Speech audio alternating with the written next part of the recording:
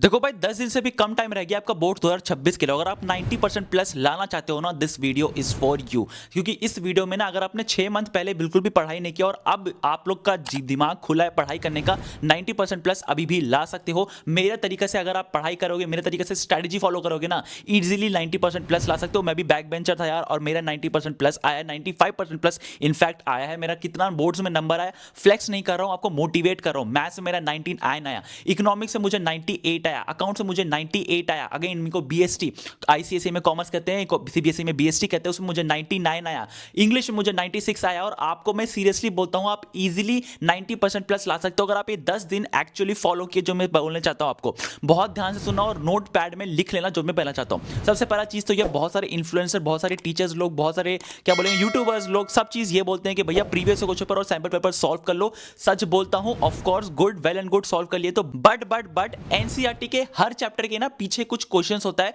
Literally board जो है, CBSE जो है, वो एनसीईआरटी को फॉलो करता है और एनसीईआरटी से सारा क्वेश्चंस ड्राफ्ट करता है। तो प्लीज मेक श्योर करिएगा हर चैप्टर के जो कुछ पीछे का क्वेश्चंस है उसको सॉल्व करिए। Direct questions as it is, बिना वर्ड्स चेंज किए हुए बोर्ड ना आपको दे देता है पेपर उठा के, एनसीईआरटी से उठा के। बहुत लोगों के पास एनसीईआरटी नहीं होगा, डिस्क्रिप्शन बॉक्स में फ्री एनसीईआरटी के सारे चैप्टर्स का बुक मिल जाएगा, सारे सब क्लासेस का मिल जाएगा। तो भाई क्लास 12 का सारे सब्जेक्ट्स का आपको मिल जाएगा बुक, वहां पे जाके आप लोग यूज कर सकते हो। अब देखो यहाँ पे ना आपको बोर्ड्स तो आप प्रिपेयर कर ही रहोगे, लेकिन आपको मैं बोलता हूं कि नेक्स्ट जो सबसे बड़ा जंग है दैट इज सीयूईटी। जो देखो मैं भी एसआरसीसी ग्रेजुएट हूं, मैं भी श्रीराम कॉलेज ऑफ कॉमर्स गया हुआ हूं, तो मैं आपको सीयूटी में पूरा हेल्प करता हूं। 5 साल से वीडियो बना रहा हूं सीयूटी के ऊपर और बोर्ड्स के ऊपर, और लिटरली 1000 प्लस एडमिशन सिर्फ एसआरसीसी में करवाया है। तो भाई आपके लिए यही वन बेस्ट चैनल है जहां पे मैं सारा स्ट्रेटेजी, ऑनेस्ट स्ट्रेटेजी बताते रहता हूं, सारा चीज बताऊंगा आपको बिल्कुल फ्री में, रिसोर्सेज, पीडीएफ, सारा चीज दूंगा। तो उसके लिए बस चैनल को सब्सक्राइब करके रख लेना है। और आपको मैं बोलता हूं एक स्टेप आगे, मोटिवेशन, मैनिफेस्टेशन, ये सारा चीज ना कमेंट करो।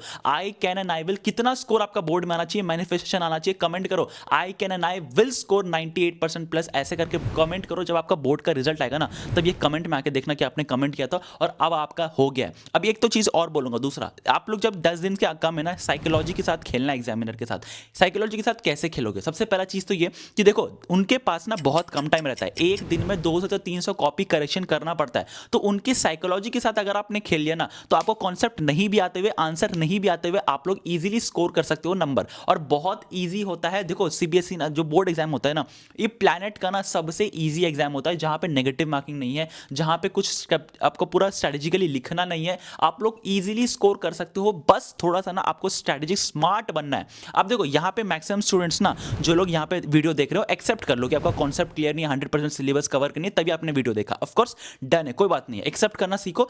दूसरा चीज आता है कि आप लोग पढ़ाई कैसे करोगे। अब ना बहुत तो क्या करेंगे, स्टार्ट कर देंगे पूरा 100% सिलेबस कवर करने का। नहीं, स्मार्ट स्टूडेंट, और मैंने क्या किया था ना, जो चैप्टर मुझे बिल्कुल समझ नहीं आ रहा था, कॉन्सेप्ट मुझे अच्छा नहीं लग रहा था ना, उसको मैं छोड़ दिया। और मेरा दोस्त को भी मैं ये बोल के रखा था कि देखो ऑप्शन आता है बोर्ड्स में, जब बोर्ड्स आपको ऑप्शन देती है ना, तो कुछ एक ऐसा चैप्टर छोड़ के रखो जो आपको बिल्कुल समझ नहीं आ रहा, भेजा में घुस ही नहीं रहा। और यही लोग करते हैं, स्मार्ट स्टूडेंट्स यही करते हैं, जिनकी वजह से उनका समय बच जाता है वो कॉन्सेप्ट को ग्रास्प करने में, और उसी समय को वो डाइवर्ट कर देता है उन कॉन्सेप्ट को जो आपको आता है, और उसको बार बार रिवाइज करने के लिए। अब देखो जितना आप रिवाइज करोगे ना, आप अगर 80% 90% सिलेबस अच्छे से कर लिए, कॉन्सेप्ट कर लिए, और उसको इतना बार रिवाइज कर लिए ना, तो लिटरली आपका नंबर कहीं नहीं जाएगा, आपको इजीली नंबर आ जाएगा, बहुत अच्छा तरीके से आप स्कोर कर पाओगे।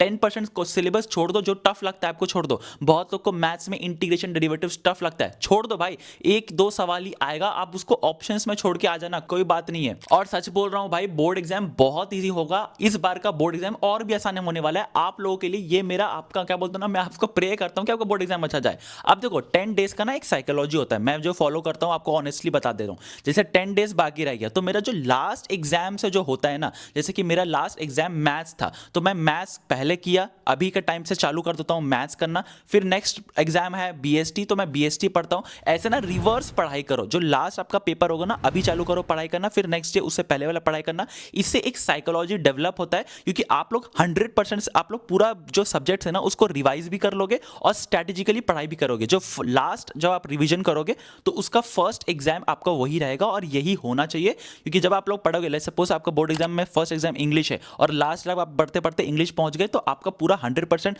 सब्जेक्ट का रिवीजन हो गया, और नेक्स्ट सब्जेक्ट का ही आपका एग्जाम है। तो भाई ये आप लोग जरूर से करना, क्योंकि ये बहुत बड़ा इंपैक्ट लाता है। अब आप लोग बोलोगे कि भाई मेरा तो मोबाइल है, मेरा डिस्ट्रैक्शन इतना ज़्यादा है, तो मैं कैसे कैसे पढ़ाई करूं। देखो मैं एक पूरा साइंटिफिक रिसर्च आपको एक्सप्लेन तो नहीं कर रहा, बट एक छोटा सा जो मैंने अपना इम्प्लाई किया था और मैं अभी भी करता हूं, दैट इज चिट सिस्टम। देखो पूरा साइंटिफिक रिसर्च हुआ था, हमारा दिमाग ना रिजल्ट ओरिएंटेड है, तो आप 10 चिट्स ना टेबल पे रख दो और 10 चिट्स फाड़ने का कोशिश करो, हर एक घंटा फाड़ने का करो।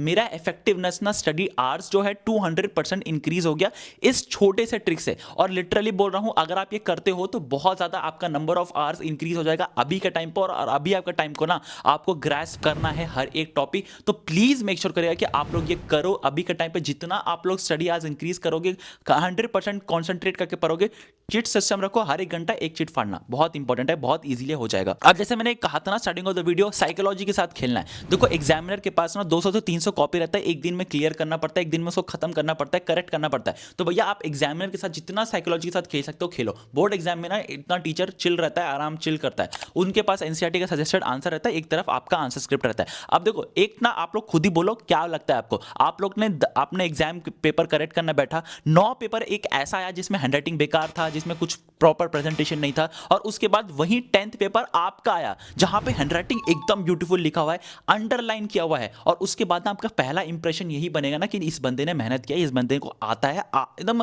सिली मिस्टेक अगर होगा भी ना तो आप लोग सीरियसली उसको ओवरलुक कर दोगे, होगा ना, ये कमेंट करके मुझे बताना। अब देखो आपको मैं यही बोलता हूं, जो टीचर बोलते हैं कि घंटा फर्क नहीं पड़ता प्रेजेंटेशन से, घंटा फर्क नहीं पड़ता अपना हैंडराइटिंग से, ट्रस्ट मी, मैं खुद टॉपर हूं, डिस्ट्रिक्ट टॉपर हूं भाई। मेरा प्रेजेंटेशन और उसके बाद मेरा हैंडराइटिंग जाके देख लेना, पूरा साल मैंने गंदा तरीका से लिखा था, ऐसा लिखा था कि डॉक्टर से लिख रहा, लेकिन जब बोर्ड एग्जाम आया ना बहुत सुंदर से लिखा और बहुत अच्छे तरीके से प्रेजेंटेशन किया। दूसरा अंडरलाइन करके आया, एग्जामिनर के पास इतना समय ही नहीं रहता 200 पेपर करेक्ट करना भाई, उसके पास इतना समय नहीं रहता है कि पूरा आपका आंसर गो थ्रू करे। अंडरलाइन करके आओ, कीवर्ड्स को आप डायरेक्ट करोगे एग्जामिनर का माइंड को कि भाई वही देख जो मैंने अंडरलाइन किया है, और इसी वजह से ना आप खेल सकते हो। अब जैसे कि आपको आंसर नहीं आता, 5 नंबर का कुछ क्वेश्चन आया, लेट्स सपोज 5 नंबर का क्वेश्चन आया, आपको सिर्फ 3 या 4 ही पॉइंट आता, आप एक्टिव पैसिव करके खेल लिए ना। और कैसे लिखना है आपको बताता हूं। सबसे पहले देखो आपका पहला 2 जो पॉइंट्स रहेगा ना, ऐसा लिखना कि एकदम easy, page to page, book से पेज टू पेज रहे।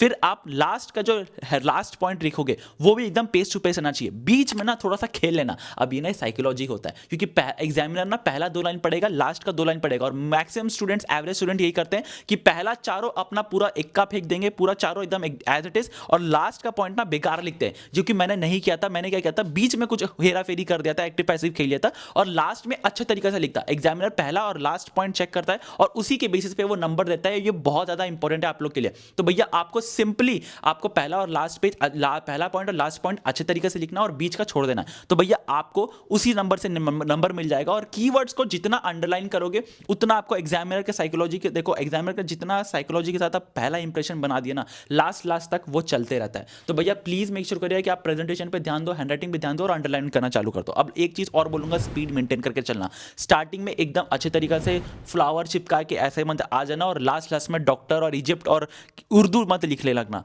लास्ट भी अच्छा हैंडराइटिंग बना के रखना, क्योंकि लास्ट में भी आपको नंबर मिल चाहिए होगा। अब यहाँ पे ना एक साइकोलॉजी और भी है कि 100% पेपर अटेम्प्ट करना है। अब देखो आपको जो टीचर्स लोग, इन्फ्लुएंसर्स लोग, टीचर्स मतलब जो भी है, आपको नहीं बताते कि यहाँ पे स्टेप मार्किंग होता है। अब आपको बिल्कुल भी कुछ ऐसा पॉइंट है जो कि आपको बिल्कुल नहीं पता, लेट्स सपोज इकोनॉमिक्स में आपको प्राइस इलास्टिसिटी के बारे में पता चल गया, आपको डिमांड पता है, सप्लाई पता है, प्राइस पता है, पर प्राइस इलास्टिसिटी क्या फैक्टर्स है वो पता ही नहीं है। तो भाई आप लोग डेफिनेशन लिख के आ जाओ, डिमांड सप्लाई के बारे में थोड़ा सा लिख के आ जाओ, कि उसमें डायग्राम बना के आ जाओ कि प्राइस कैसे बनता है, कुछ भी लिख के आओ, उसमें 1 नंबर, आधा नंबर कुछ मिल जाएगा। लेकिन पेपर छोड़ के मत आना, क्योंकि स्टेप मार्किंग है। अगर आपको आधा आता है, आधा ही पॉइंट्स आता है, पूरा लिख के आओ, कुछ भी अंड संड लिख के आओ, क्योंकि यहाँ पे नेगेटिव मार्किंग नहीं है। जो मैं बोला हूं ना कि सबसे इजी एग्जाम है, नेगेटिव मार्किंग नहीं है। और लिटरली आप लोग जितना पॉइंट्स लिख के आओगे उसमें कुछ एक्स्ट्रा पॉइंट लिख के ना, डेफिनेशन लिख के आ जाओ। मतलब जितना रिलेटेड वर्ड्स आपको समझ आ रहा है, जितना रिलेटेड कॉन्सेप्ट आपको समझ आ रहा है, अपना वर्ड्स में लिख के आ सकते हो, और उसमें आपको नंबर दे दिया जाएगा, 1 या आधा मिल जाएगा। नेगेटिव मार्किंग नहीं है, सबसे बड़ा बून है आपके पास। तो भैया प्लीज 100% पेपर अटेम्प्ट करना, और मेक श्योर करना कि आप, अगर आपको नहीं भी आता तो उसमें कुछ ना कुछ लिख के आओ। छोड़ के आओगे तो 0 मिलेगा, कुछ लिख के आओगे तो 1 या हाफ नंबर मिल जाएगा। तो भाई प्लीज एक या नंबर हाफ नंबर के लिए भी लड़ाई करो 90% ऐसे ही आता है। अब देखो मैं आपको बता तो दिया कि भाई आपको एनसीईआरटी पढ़ना है, बट कैसे पढ़ना है तो आपको पता ही नहीं चला होगा। देखो एनसीईआरटी ना बहुत इंपॉर्टेंट है आज के टाइम पे। अगर आप बोर्ड्स में बैठ रहे हो और एनसीईआरटी नहीं पढ़े, लिटरली आप लोग का अपना पैर पे कुल्हाड़ी मार रहे हो। तो अब कोई एनसीईआरटी कैसे पढ़ाई करना है, क्योंकि अब आपके पास अभी आपके पास टाइम नहीं है पूरा गो थ्रू करने का। तो आप वन शॉट रिवीजन देखो, बहुत सारे यूट्यूबर्स लोग, बहुत सारे अच्छे अच्छे टीचर्स वन शॉट रिवीजन अपना यूट्यूब पे डाल के रखे हैं।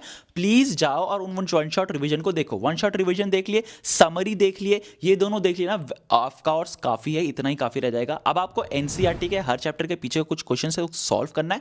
दूसरा ऑफ कोर्स सैंपल पेपर और प्रीवियस क्वेश्चन पेपर। देखो एनसीईआरटी अपना सैंपल पेपर रिलीज करके रखा है ऑफिशियल वेबसाइट पे, और उसका लिंक मैं डिस्क्रिप्शन बॉक्स में डाल दूंगा। लिटरली बहुत आसान है, और टेलीग्राम ग्रुप ज्वाइन कर लेना जहां पे इंपॉर्टेंट क्वेश्चन, इंपॉर्टेंट टॉपिक्स आपको बहुत सारी चीज बता भी दूंगा। अब आपको एबीसी एनालिसिस करना है। एबीसी एनालिसिस मतलब हर चैप्टर के कुछ, अब देखो हर चैप्टर ना सेम वेटेज का नहीं रहता। एबीसी एनालिसिस मतलब प्रीवियस पेपर को पूरा एनालाइज करके मैं बैठा हूं, प्रीवियस पेपर पूरा एनालाइज किया है, most important topics, most important questions जो बार बार रिपीटेड होती है, जहां से एग्जामिनर बार बार पूछता है, जहां सबसे ज्यादा वेटेज है वो आपको करके जाना है। और लिटरली अगर आप वो कर लिया ना तो भाई आपका इजीली नंबर बढ़ जाएगा, क्योंकि मैक्सिमम वेटेज वही चैप्टर से आता है, मैक्सिमम बार बार वहीं से क्वेश्चन पूछा है। अगर आप रट के चल गए आराम से आपका 90% प्लस आ सकता है। तो भैया अभी के टाइम पे एनसीईआरटी के पीछे का क्वेश्चन सॉल्व करना, सैंपल पेपर पीछे पेपर सॉल्व करना।